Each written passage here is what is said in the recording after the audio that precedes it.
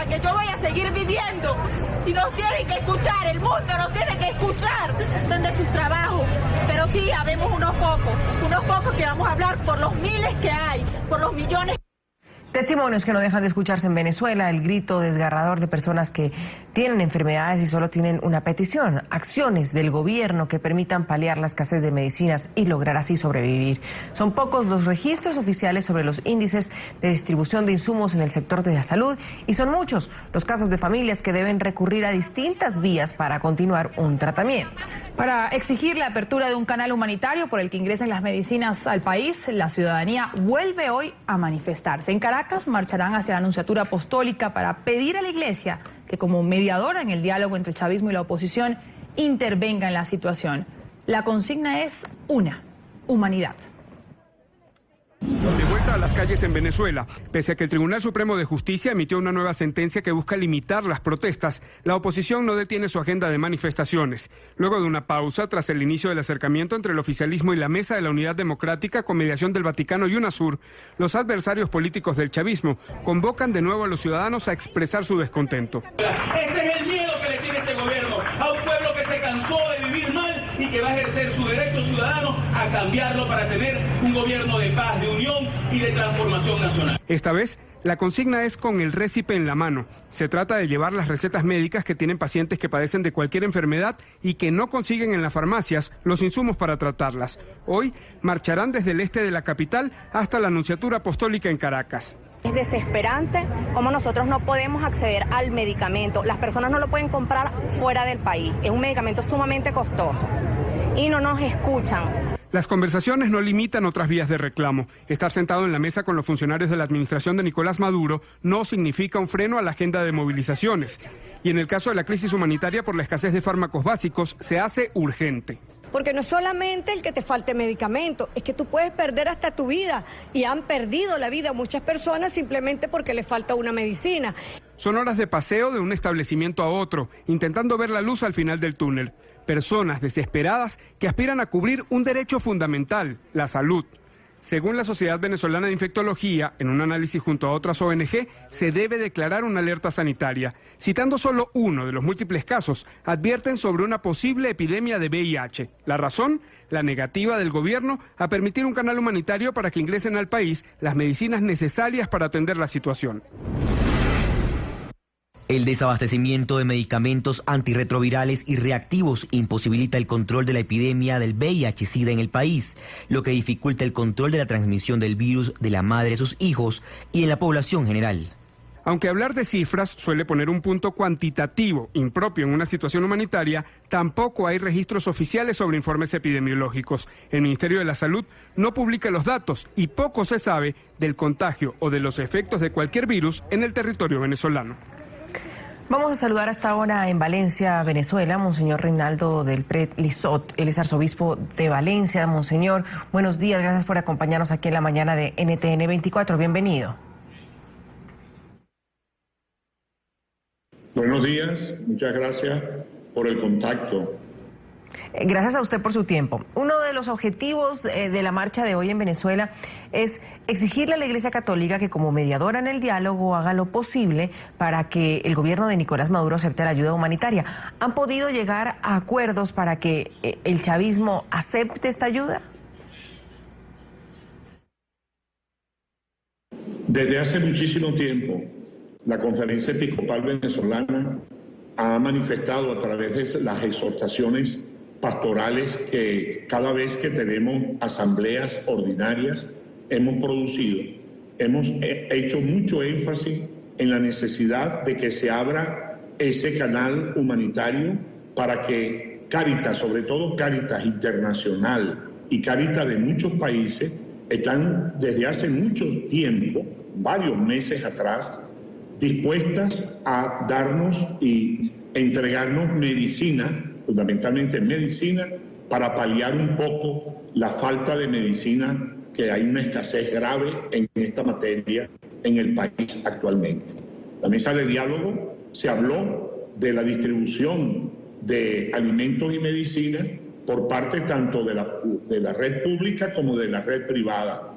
Sin embargo, la propuesta de Cáritas de que nos dejen ingresar al país esa medicina y esos alimentos que vienen destinados a la organización de Cáritas Nacional y Cáritas Diocesana, todavía en esa mesa de diálogo no quedó nada claro. Ahora, monseñor, algunas organizaciones han denunciado el bloqueo de ayuda humanitaria. ¿Usted cree que esa obstrucción se deba a que el oficialismo no quiere aceptar que Venezuela realmente está enfrentando una crisis humanitaria? Ciertamente al gobierno no, lógicamente todo gobierno no le gusta aceptar de que hay una situación de cuestión humanitaria, porque ya está reflejando un poco que la economía no ha marchado, el fracaso de la parte económica, y entonces no quieren aceptar eso es lógico. Eso, no solamente este gobierno, cualquier gobierno del mundo, ante una crisis humanitaria como la que estamos padeciendo, tomaría la misma alternativa, buscaría una fórmula de no presentar ante el mundo o presentarse ante el mundo como crisis humanitaria, porque de alguna forma ya estaría reconociendo el fracaso de la política económica. Pero yo creo que de alguna manera, poniéndole otra palabra, lo importante es que dejen, porque verdaderamente el pueblo está sufriendo mucho. La parte de la medicina es algo muy grave. Todos los días por las redes sociales, que por favor el medicamento tal para mi padre, mi madre, mi hermano que está en el hospital, que no sé qué, que lo necesitamos, quien tenga conocimiento que se comunique con este. Eso es constante en las redes sociales, en la petición de medicinas urgentes para el tratamiento de muchísimas enfermedades que están padeciendo muchos pacientes en este momento. De manera que lo de la ayuda humanitaria, abran canal, dejen tranquilo que Cáritas, si quiere envíen los medicamentos, sin hablar de canal humanitario. Si el problema es el término, no se ponga el término, pero que se haga concreta la realidad de que podamos ingresar al país para ser distribuida toda esa cantidad de medicinas que están necesitando nuestro pueblo. ¿Cree usted, monseñor, que el gobierno venezolano está dilatando los diálogos con la oposición, que está tratando de ganar tiempo?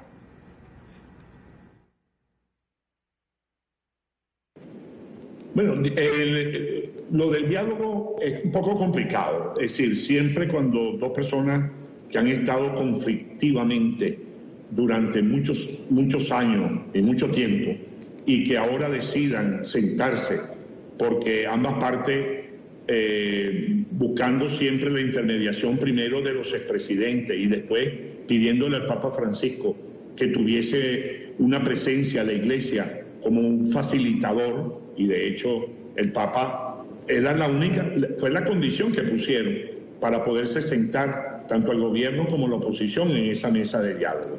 De manera pues que acaba de tener una primera ronda de la mesa de diálogo. Por supuesto, la oposición, la mayoría de la oposición, diría yo, quedó inconforme con los acuerdos logrados en la mesa de diálogo. El gobierno aparentemente está muy conforme con esos acuerdos logrados, pero nosotros como la Iglesia estamos con el Papa Francisco. El diálogo es el único camino para la paz. El diálogo es el único camino que nos lleva a encontrar un mecanismo de convivencia pacífica y de verdadero progreso futuro del país. Fuera del diálogo, si no hay diálogo, lo que hay es, hay violencia. Es muy difícil que sin el diálogo, en las condiciones que estamos en el país, se pueda evitar llegar a la violencia. Ahora, en los últimos días, el gobierno de Nicolás Maduro ha ido liberando a algunos de los considerados presos políticos, aunque todavía están muchos todavía tras las rejas. ¿Usted cree que con este diálogo, si realmente se comienza a ver un diálogo verdadero, una disposición del gobierno para hablar, se pueda realmente disminuir la represión en Venezuela?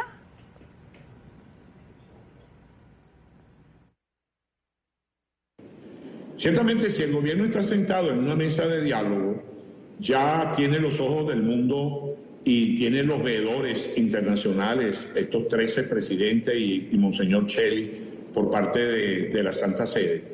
que ciertamente ya se ve como precisado a disminuir de alguna manera, disminuir la represión.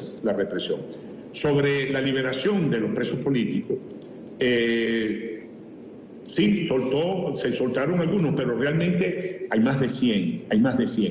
Y la Iglesia ha sido constante también en la petición de la liberación de los presos políticos. Reconocemos que en la gran mayoría, yo no sé, porque habría que meterse caso por caso, pero yo diría no sé cuánto, el porcentaje altísimo, todos están presos sin ninguna justificación. Es decir, que ni siquiera son llevados a los tribunales, están presos aquí, es decir, son presos políticos en el sentido están presos por disentir del gobierno y criticar al gobierno y tomar alguna quizás que otra acción violenta como quemar caucho y cosas por el estilo. Pero realmente es una petición unánime de la Iglesia venezolana desde en todos sus documentos últimos, es la liberación de los presos políticos. Hasta lo hemos puesto como un signo que debe dar el gobierno nacional de tener una apertura para un verdadero diálogo, un diálogo sincero, un diálogo auténtico, un diálogo que llegue a conclusiones. Los medios de comunicación han registrado la represión a la ciudadanía y contra algunos dirigentes de oposición. ¿Cómo denunciar estos atropellos ante el silencio de la comunidad internacional?